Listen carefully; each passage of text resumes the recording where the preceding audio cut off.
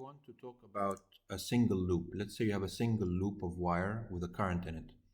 And this wire, of course, will make a magnetic field in the region around it. And this is a kind of a sketch of the magnetic field due to this loop, for instance. We know the expression, the general expression for the magnetic field due to any kind of loop with current in it is this. You integrate mu naught I over 4 pi ds cross r hat and r over r squared, and we know what ds and r hat and r are. We've done this before in a previous chapter, so if you don't remember this part, go back and study it.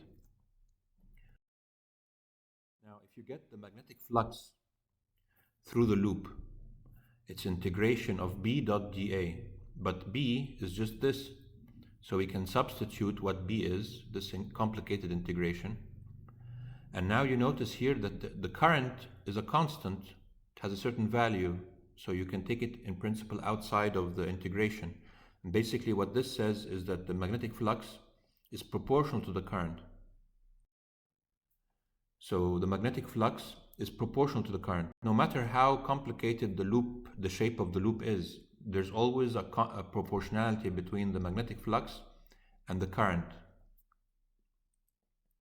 So we can actually take the current outside and say that the magnetic flux is equal to the current times something. And this integration, it's very complicated, it depends, but it depends only on the geometry of the problem.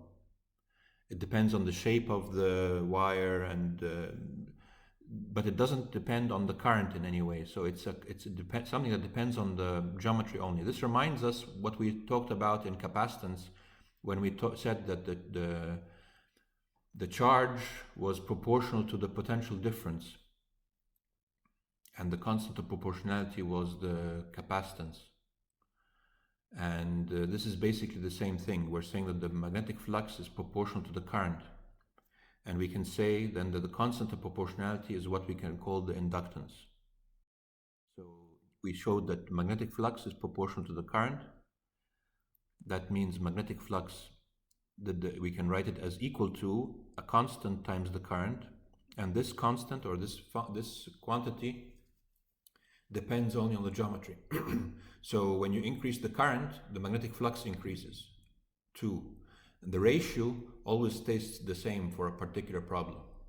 So it depends only on the geometry. So we should be able to find L for each kind of wire.